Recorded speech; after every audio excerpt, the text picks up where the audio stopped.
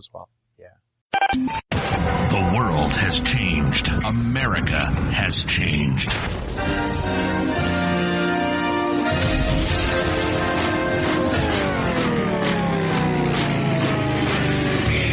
If something were to happen tomorrow, how self-sufficient would you be? Could you grow your own food? Could you sustain your own livestock? Could you survive? This is the We Grow Our Show with Nick and Don. Nick and Don talk about everything from politics to planting. They cover techniques, methods, and tips on how to not only survive, but thrive. Visit the website at WeGrowOurs.com. Lock and load. This is the We Grow Our Show. Get your grow on. Welcome back to the We Grow Our Show. We're in a very smoke-filled situation room today. It's not smoke, it's vapor, dang it. All right, well, we've got the caterpillar from Alice in Wonderland over here puffing away on something. Peachy Keen ginger tea, baby. Peachy Keen ginger tea. Yeah. That's a mouthful. I know, and it's still better than cigarettes. It smells delicious. It is delicious. Anyway, well, I appreciate that Don is not a smoky, smelly tobacco kind of guy. He's more of a walking air freshener. So that's enjoyable. Anyway, this week on the We Grow Our Show. That was awkward.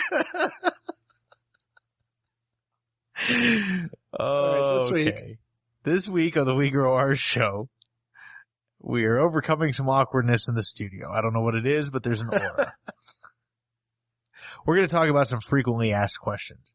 There are a lot of questions that we get at the prepper shows, the survival shows. A lot of people calling in about different things. Yeah, on the website. WeGrowOurs.com/ask us. Yep, people are actually doing it. Yeah. We can appreciate that. Why don't I start it off? Okay. One of the questions I get asked the most is these people are in survival mode. They're preppers. They're survivalists. They come up to the thing and they see rabbits and ding, this little switch goes off that, can't you starve to death on nothing but rabbit? Ooh, that's a good one. Rabbit starvation. Rabbit starvation, aka protein poisoning. Rabbits are awesome because their meat is 21% protein. That means that 215 pounds of rabbit meat per year how does that work? 215 pounds. It works really well. Very well, as long as I know the math. It's 21% protein. That means that 215 pounds of rabbit meat is 45 pounds of protein, pure protein. A female rabbit will give you that in a year. Her babies will anyways. Divided out, that's 75 grams a day of protein. About half a pound of rabbit. So half a pound a day will give you all the protein you need and you get the job done with one breeding female. So if you ate nothing but rabbit, that would be extremely high protein, not very much fat, less than 10% fat in the weight of the meat. Right. So the cholesterol is very low, but it's a healthy meat. It's a very healthy meat. So if you need cholesterol to survive, you're in survival mode, and you're eating nothing but rabbit meat, you're going to fail. You're going to have too much protein, not enough cholesterol, and your body's not going to be able to process it. So it's a real thing. It is a real thing. In fact, there was an expedition that went to Antarctica, I believe it was, and their plan was to grow food for rabbits and then eat the rabbits. And it was a great plan. They had all the math worked out, how much they would need, this, that, and the other. And then 2 weeks into the trip, everybody started getting chronic diarrhea and dying. Really? Yeah. When was this? Like 72, somewhere around there. 1772? No, like in the 1900s, because it was National Geographic with their, gotcha. With their cameras and stuff. 1772 with cameras, that'd be I don't know. You didn't say with cameras. You just said it was. I'm sorry. Yeah. Okay. Anyway, so they're down there and they're starving to death on full bellies full of rabbit. They weren't getting all of their greens. They weren't getting cholesterol, calcium. They weren't getting any of the other things you need for your body to produce what it needs. Right. So if you're in a situation where you need cholesterol, if rabbit is your only meat source, you're going to have to go zombie style and start eating some brains. Just slurp them down. So if you boil the rest of the rabbit? Yes. Minus the skin. Obviously, yeah. Actually, I would cut and gut the rabbit just like you would if you were just going to eat the meat. Yeah. And then remove the brain and all of the fatty lipid intestines, clean them out really good, and put them in to make the broth. That will render the lipids out of the brain and the intestines into the meat. You can also throw the bones in there for the marrow. Right. And that'll give you a nice, rich, cholesterol-rich broth. Good cholesterol, too. Yeah. So that is my advice. If you're in a survival situation and you're hunting wild rabbits, you need to eat the entire rabbit minus the fur. So I would suggest storing other things to go along with that, like butter. Hey, there you go. You know, I don't know how butter doesn't necessarily store the easiest. Well, and with the farm girl in the making. Milk. And with the farm girl in the making says that she cans butter. Yeah, that's right. So I say there is a way. But also, when you have rabbits, you have urine and poop from the rabbit that, no, I'm not saying. Where are you going with this? No, don't eat the poop. Don't drink the urine. I'm saying you have other nutrients that you can use to grow other things. Right. So if you have a livestock integration system, like what we've been talking about, you'll have your quail, you'll have fish and aquaponics, hopefully, or at least a garden you can throw the poop in. Right. You need other things to eat. You can't live on nothing but T-bone steak either. You'll have issues there. It won't be lack of cholesterol. It will be something else. I believe there was a 21-year-old girl in Britain that had eaten nothing but chicken nuggets since she was 6. And she was skinny. She wasn't like overweight or anything, but she ended up dying from malnutrition. Yeah. So if you eat nothing but a certain thing, you'll die from it eventually. So we're not doctors or anything, but don't eat nothing but a certain thing. Exactly. There you go. Have a well-rounded, balanced diet. Yeah. But in the meantime, while we're not in survival mode and you look down and can't see your toes because there's a big fat gut in the way, rabbit's a good, healthy, non-fat meat. It's a good way to substitute chicken in almost any recipe. Oh, yeah, yeah. We love our rabbit. And we put it in anything we make chicken. Rabbit's good. Mm-hmm. Yeah. So, all right, what else you got? I think it's your turn, Don. Well, I've been asked a few times on aquaponics, which is first thing I guess I'll talk about.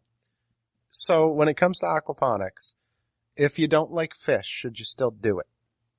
In fact, you know what? I think we have a listener. Captain IT boy. In the IT world, we call them users, but in the drug world, we call them clients. I like that. I'm not in the drug world. Let's actually put on one of our questions, and then I believe this was part of it. So let's take a listener's voicemail call in, and do that, and then we can just answer that. Let's take the listener's call. Hey guys, this is Seamus McNobody. My question is kind of a multi-part question for probably both of you guys.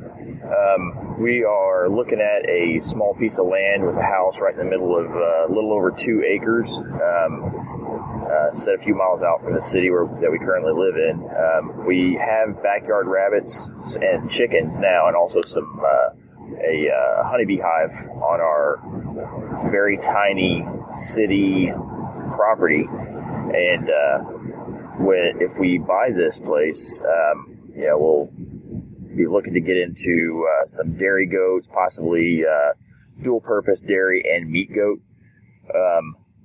So I'm looking for a recommendation. What breed we should be looking at for a good dual purpose, or if we should just ditch the dual purpose idea and go with one breed for milk and a different breed for meat. So that's the question about that. All right, let's just take this in parts rather than the whole thing. So we'll touch on the aquaponics in a minute. Let's talk about goats. Okay. What's your advice? Well, size matters. If you've got a small area, maybe go with a smaller goat. He said he's got 2 acres he's going to. Yeah. Well, I don't know what his pen sizes are. Yeah. Or what he's going to be setting up there. See, I guess you go, sky's the limit. You get the big goats. Well, as far as single breed or dual purpose goats. Yeah, I have no idea with goats. I've never raised them. Okay. I can answer a little bit of this. The boar goats are really the best meat goats. As far as milking goats, they don't make the best. If you've got 2 acres, go with separate. The Nigerians, the dwarf Nigerians, are small goats, and they make wonderful milkers. The Oberhaslis are amazing milk goats, and the probably La Mancha Nubians are also great milk goats. I wouldn't use any of those, with the exception of the Nigerian, as a dual-purpose goat. They're a little smaller, but their meat's pretty good. So if you've got the land, go with the separate. You can take a couple of boar goats, give them an area, let them graze, do whatever they want. They're pretty easy to take care of. So I would go with boar goats for meat, and then I go with a separate breed. And I think the best way to pick out the breed of goat that you like is to go around to different goat farms in your area and see if you can taste some of the different milks, because they taste totally different. A Nigerian's milk, an Oberhasli's milk, a La Mancha's milk, a Nubian's milk, they're all going to be a little bit different fat content.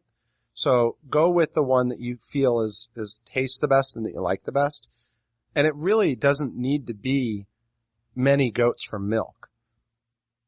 You could possibly even crossbreed with a boar goat, but I would say, I'm not sure about that. But if you get one, say, Nigerian buck and an Alpine, a mini Alpine, and a Nigerian doe, 2 does for 2 people will keep you in milk pretty much all the time. You can get 4 quarts a day, no problem, out of those 2 goats. I mean, we've gotten 4 quarts a day out of 1 goat. Whoa. So, yeah, you can get a lot of milk out of them. And that's 3 goats that'll keep you completely in milk all the time if you want. And then I'd go with another one buck, 1 male goat, and maybe 3 or 4 females for the meats, and just keep slaughtering the babies. The other way to do that is if you do go with maybe a Nigerian, which again, very good milk, if you get the bucks as far as the babies, those are the ones you slaughter for meat. Yeah, well, I was just going to say, I'm not very experienced in goats, but with cattle, Holsteins and Jerseys are kind of your best milk breeds. Right. And no, they don't fill out as well as an Angus or a Hereford or any of the meat breed cattle, but when skin's off, they still taste the same. And if you're eating them younger, they still taste better. Yeah. I mean, that's with cow too. So any breed of goat, take the males and slaughter those. Yeah, get them before the hormones do. Exactly. Yeah. Yeah. Because I know that an old goat that's an old breeder, that's like crock pot material. Yeah, you don't want an old buck. Yeah. So that would be my advice on that. So let's see what else he has to ask. Neither one of us are fish eaters. I actually love fish, but because my wife doesn't love fish, we don't eat fish. So is there, coming from a background of not knowing anything about aquaponics, is there any value in putting any time into building that system for gardening if we're not big fish eaters? So a better explanation, maybe not a 101 level, so I understand you guys provide those classes to people around you, but kind of a better explanation of what it is, kind of a 10,000 foot view of here's what it is and here's what it can do for you. The aquaponics question, the answer is simple, yes. Wouldn't you use them as an indicator, really? I mean, if you're not going to be eating them. Well, I would just breed maybe a different fish.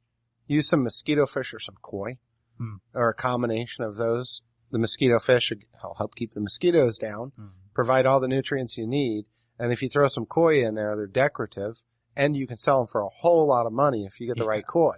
So go into the fish selling business instead of the fish eating business.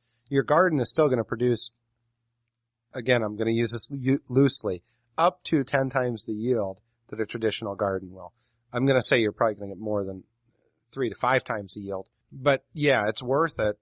If you want to get into aquaponics, just use a different type of fish that you're not going to be eating. The mosquito fish will control the mosquito population, throw some koi in there, and you're good to go.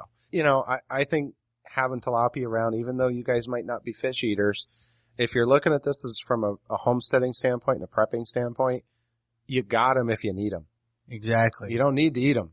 Well, that's the way I see it is, back to a drug reference here, the best dealer is the one that doesn't do drugs. So if you're not raising your fish to eat them, right, you've got selling capability. You've got barter power, buddy. Yeah, I don't know what area he lives in. So it doesn't have to be tilapia. It can be trout if it's a cold area. It can be, go with Do trout bass. need more flow? Like they need more water going though? Good filtering and some water movement. Yeah, they need movement. Any aquaponics system, you should have good water movement and good aeration regardless. So, yeah, even if you're not using it, it's a great barter tool. Yeah. Everybody eats fish. Well, most people eat fish. And so you're going to find a customer. Heck, over at Lely's Market in Chandler, Arizona, it's like, what is it, $5.99 a pound for live tilapia, something like that. Oh, last time I was there, it was more than that. Really? Yeah. And those were imported. Yeah. So I mean, depending on the Asian market you go to, they do sell them around here and they can get expensive. So those guys will probably buy them too. They will. I've sold to some Oriental Do you have markets. to have any type of I have license? no idea. I didn't ask. I'm not going to ask. I don't want to know. Oh man, that's funny. But yeah, mandatory 20 years in jail. Right. There's people that'll buy them from you. And if you can't sell them, you can barter them. So what do you eat? Trade them. Yeah. Well, and now this is young technology, but, maybe change the fish out for quail. If you can figure out how much fish. You still need fish in it. You still need fish. Yeah. You'll still want the fish in it. To eat the. Yeah. Catfish. Well, I'm saying you can have less fish and more quail. Right. So you could do quail with the system. And that way, you're having something that you can eat. Yeah. But if you're doing, if you've got 2 acres and devote an acre to goats, an acre to aquaponics, you should be good. Yeah. Forget the rabbits. Hey. So now he has a rabbit question too. So let's ask that. Okay. And let me just finish up with I know he asked for kind of a 101 type thing. Less than 101. Yeah, less than 101. The 10,000 foot view. Yeah, I think for the 10,000 foot view, I hate to do this. Go back and listen to the other 2 shows we've done on aquaponics. One of them had Roger Terry on. I know you listen to a lot of the shows. I think you've probably hit that. That's probably a really good place to start. Go to one of the groups and start getting into that before you design your system. Listen to that. We'll do another aquaponics show coming up, but I don't want to do this whole thing on aquaponics either. Yeah, so. Don really gets going once you fire up the aquaponics. I know somebody's like that about rabbits too. Yeah, that guy's kind of a jerk though. Let's go into the rabbits. Also, like I said, we've got rabbits now. We've got 4 does and 1 buck. I don't know that we're going to expand that any better, or expand that anymore just yet. But if we have some room, and we will, then it's not something that I'm totally against. So, Nick, I guess that's directed at you. How would you go about setting up an easily expandable rabbitry? If space is less of an issue than it is now. Like I said, we're on a very tiny, like less than maybe a quarter of an acre, maybe a little bit less backyard. So that's the question. Those are the questions. I love the show. I just started listening, but I think I've listened to all of them now. So anyway, appreciate it, guys. All right, Nick. Well, 4 does, 1 buck. That's 1 happy buck. Might give him a backup partner though. One of the things that I stress is redundancy. You want to have at least 2 bucks and at least 3 does starting off. That wasn't his question though. That's just a little bit of advice. For whatever reason, well, if a doe gets a lucky kick in and breaks his neck when she's done breeding and he's not, that might end your breeding for a while until you get another one. So you might want to have another buck on hand. Now, as far as going from a little space to a big space, what do you do with all that extra space? Congratulations, you can make a heck of a lot more rabbits. But what's the best way to plan to expand? I would say in 8-foot increments, but this is going off of my cage design though. Well, it's the best cage design around, right? There you go.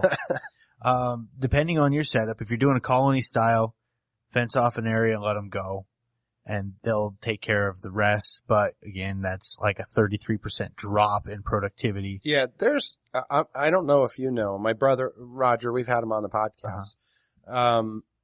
They did colony style. kind of said, hey guys, you might want to think about going cage system and whatnot, but they went colony style because that's what they had. Yeah. They have no more rabbits right now. They went ahead and sold the rest of them because there were so many problems. The rabbit would dig out, and he built this cage like, it was an old chicken coop. Put the bottom on it, put the stuff. Those rabbits are good at getting out. Yeah, they're escape artists. If they they can really see are. through a barrier, they will go under it. Yeah, they managed to, even though there was fencing there, they tore some of that up, chew through the wood. They've got whatever nothing to it do all day takes. except for chew and... Right. So, and dig. And so after losing a few rabbits and losing a buck, Yeah. they finally toss their hat in until they can get a cage system. So I'm not a big colony fan, especially in Arizona. Yeah. I want to be fair. I want to tell people that is an option. Your productivity drops, your headaches increase, problems with health, all of that stuff happens. But if you don't care about any of that stuff and you do have like the time to dig down 3 feet and lay fencing 3 foot down underground and then up 3 feet, then do it. And you can have a decent colony setup. But you've got to protect from predators. Exactly. So you've got all of these things going against you with colony, but it is a set it and forget it style rabbitry. So 8 foot increments to expand on a cage system is kind of what you think the best? Yeah, well, I would build a building. And since plywood comes in 4 foot by 8 foot sheets, it's really easy to build a building that is an 8 foot setup. And then you can double it easily by knocking the plywood off, moving the studs, adding on to it another room, and go on forever, really. And 8 foot by 4 foot to start, and just keep going that way. Or build a building, I don't know. This is what I had. I had a 500 square foot building with 4 cage batteries of 32 rabbits in them. And then I had buck cages on wheels that I would bring over to their lady friends in the old shaggin' wagon. And it was very easy. It was very efficient. Right. And if I wanted to add on to that, all I'd have to do is knock out the west wall of my building, add on another 8 foot section, and I could have a whole nother set of cages there. And I could do that until I hit the property line. And it's pretty cheap to add on that way. So 8 foot will give you the ability to have a 6 foot cage system extend out and still be able to walk past it and clean it. Nice. So maybe 10 foot if you're a double XL like me. Yeah. So cage system, by far is the best way to go. And our opinion, your opinion and my opinion. And then expanding them, I think, especially if you've got the cages now, don't forget you can go up as well. Yes. Or down. Yes. You don't fit 32 cages in a 12 foot by 4 foot area without going vertically. Right. So, you can get banks of cages from Nick that might plug in above or below what you already have. So don't forget about that option as well. Yeah. And overnight you'll fill every one of them. That's the thing is I started with 5 rabbits when I first got into this gig, and 8 months later I had 50 breeding females. So it happened pretty quick. Nice. So moving on to some other questions, we've been doing some shows about alternative energy. That's right. And we've gotten a few questions on alternative energy, on gasification, on, what else is there. So actually, let's start there. What else is there? Because you're the alternative energy guy. And I don't know much about it, but I want to look into magnetic energy. Okay. Well, few of the basic ones that we've even touched on is electrolysis, the splitting of water. So that's the hydrogen. Yep. Splitting of water for hydrogen and oxygen.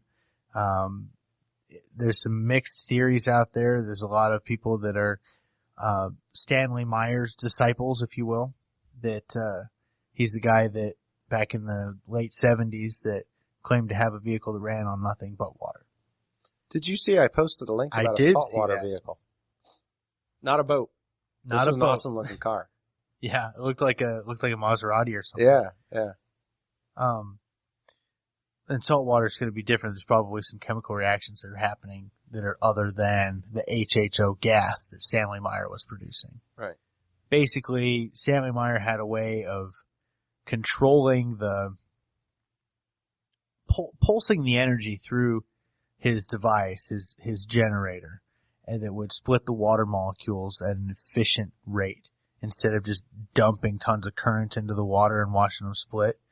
He was actually able to not create energy, but have a positive gain on energy. Right. Because there's more energy stored in the water than what he was hitting it with. Than the energy used to split it. The laws of thermodynamics say that that's impossible. But, that being said, there was also a law once that said that the earth is flat. So, science is an evolving thing. Right. As more things are discovered, so on and so forth. So, yeah. Is it possible? Yes. In fact, I'm working with a gentleman that is actually saying that there are, since hydrogen is the key builder in water, and it's the most basic element that we have is hydrogen, that other elements can be derived from water without fission or fusion or any of that thing. I won't get into that because it's not an alternative energy, but it is, like, he's able to make green algae and red algae depending on the polarity of the pulse that he puts through the water. And I'll ask him if I can publish any of his things, but it's pretty interesting. Completely clean water going into the setup is yielding this green substance in a matter of minutes. I've seen it happen, and when he puts it in a microscope, it looks like little cells. It's like these things. Pretty cool. It's kind of freaky because you're like, where the hell did they come from? Yeah, now you can, if it's algae, I wonder if you can take that and use it for alcohol creation and other energy creation. Yeah, you can. That's cool. And then he makes this red algae stuff, which is very similar, if not the exact same as what they're spending $100 a gallon to extract from ocean water with red algae in it. That they put in capsules and sell it to you for $30 a pill. So if he's able to make that, now you're onto something.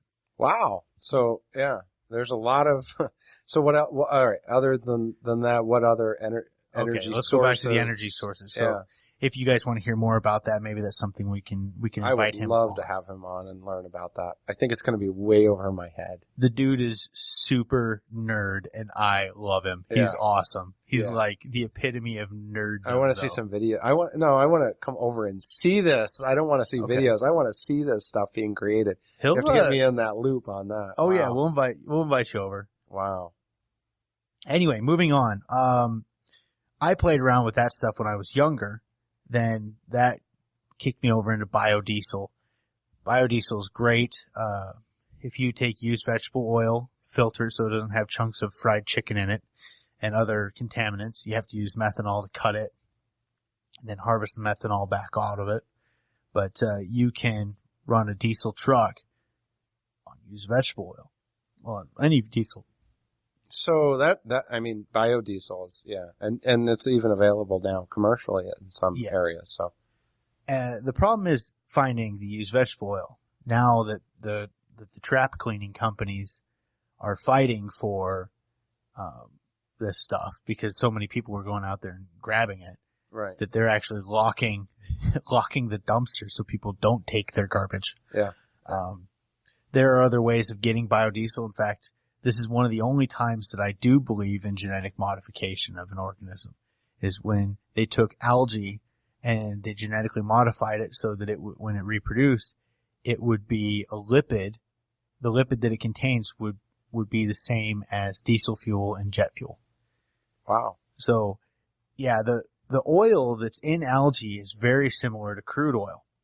The only reason crude oil is black is because the rest of the organic substance is rotting. And that's why crude oil is the way that it is. People that say that fossil fuels are a non-renewable resource don't realize that crude oil can be replaced with algae being pushed into the ocean floor. Right. You know, the pressure of the waves hitting it and all of that stuff actually will cause the breakdown of the algae. Now I don't have anything to back this up. This is just what I've read on the subject. But algae and oil are very, very close. They're just a few years apart from each other. Does that make sense? Yeah. So the fact that we're paying so much per barrel on a non-renewable resource has really got me pissed off, because you can really make a lot of algae in a little bit of water. In fact, you aquaponic people try to get rid of it. Oh no, we can use it to do all sorts of stuff like biodiesel creation. In fact, there's some kits you can actually get to go with your aquaponic system that you could pull that off of and go right back into creating biodiesel in your aquaponic system. I didn't know that. Good thing we have an aquaponic specialist in the house. All right, so I think we've covered a lot of this stuff before, and I think it comes down to, when you do this, plan for flow in your design. So if you're moving especially and you've got an opportunity to start from scratch, one of the things I would do different, and this is what a lot of people ask, is where do I start? Where do I begin? We'll pick something, whether it's aquaponics or quail or rabbits or chickens or bantam chickens or ducks or goats or anything.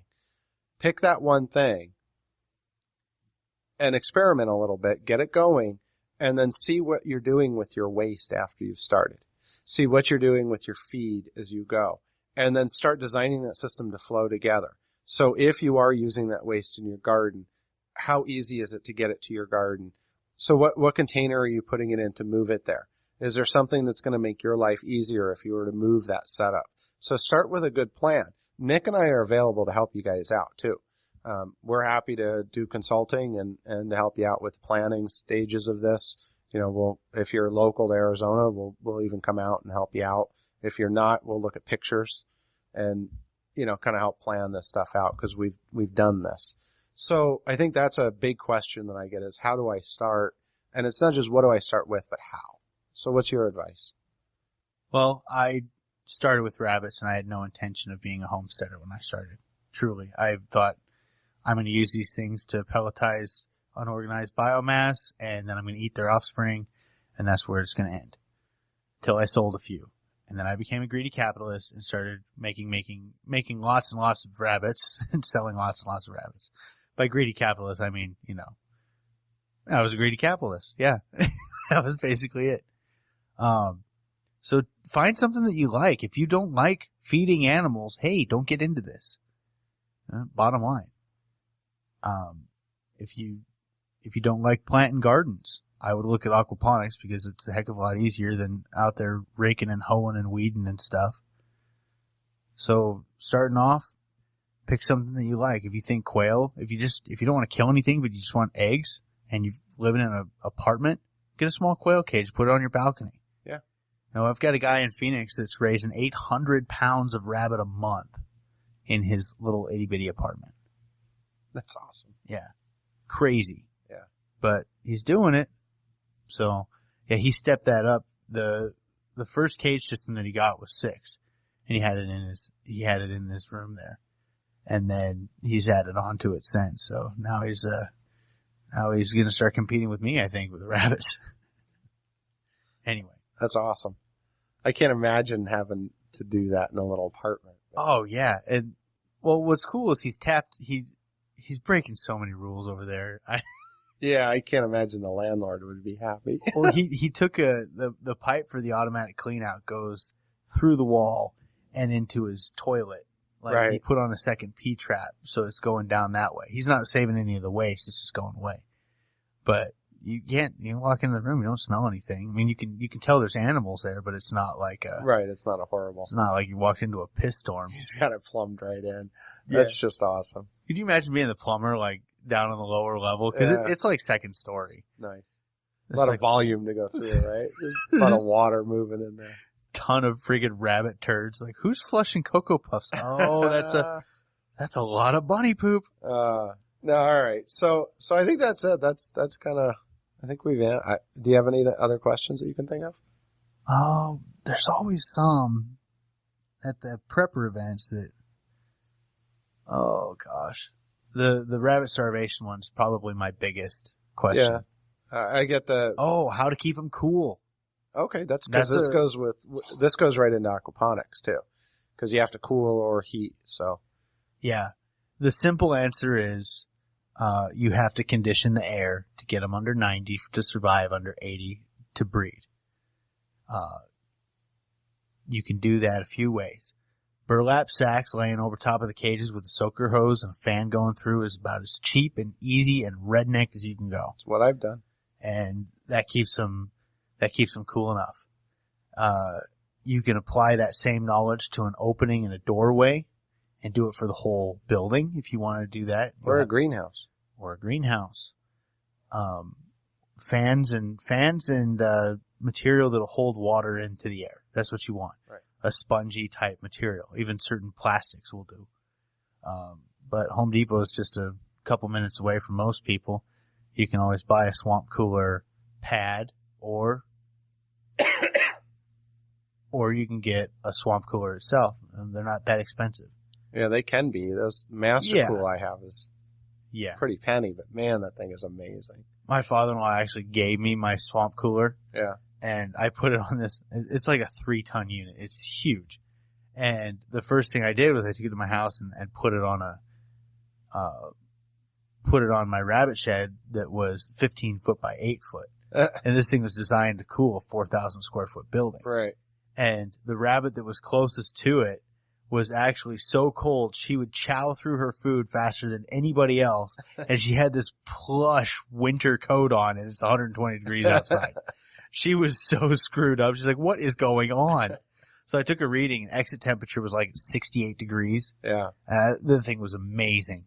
So I gave her a nesting box and everything and tried to shield her from the direct flow. Nice. Yeah, I think Arizona, EVAPs work wonderful. Yeah. I know you still have to supply energy to them, but they work wonderful for aquaponics as well. Yeah. So I can't think of anything else. Oh, misters and a fan are pretty cheap to use too. Yep, I have that in my greenhouse along with some fans and the EVAP. So thank you for listening again. I want everybody to go to www.wegrowers.com/askus. Check us out on Facebook and share. Thank you to our sponsors, Hostile Hair and Pure Natural Simple. And EcoPod Gardens. And EcoPod Garden. I always forget to mention EcoPod Gardens. I don't know. Maybe you just don't like the guy that owns it. Yeah, he's an ass. So, yeah, ask us questions. I mean, we'll try to, we're not always going to devote a show. I think we've done that a couple times. Mm-hmm.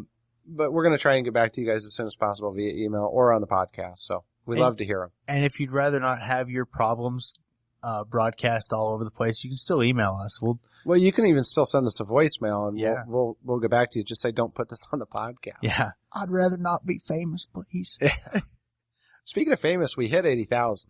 Yeah. So we need to get to 100,000 guys. So share. We're kind of a big deal. Share that podcast out, please, on Facebook and all that. We have no fans on Facebook and we're going to hit 100,000 here by the end of the year. Yeah.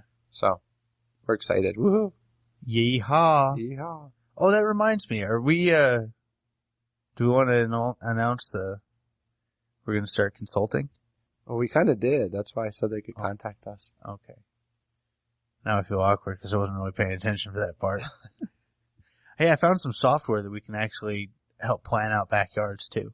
Cool. So, I mean, everything from setting up where you're going to put your, make microclimates for your animals and your different plants and stuff, where to put your greenhouse, what to do there. So I'm pretty excited about that. Yeah. So Nick and I are available for consultation. Just give us a holler and we'll set something up with you guys, whether you're local or out of state as well. That's right. On that note, let's wrap it up, Donnie boy. Woohoo. I'm tired. Yeah, me too. It's been a long week. Yep. It's time to quit the day job. And it's only Tuesday. Oh my gosh. Please stop. Don't remind me. Well, thanks for joining us for another episode. Bye.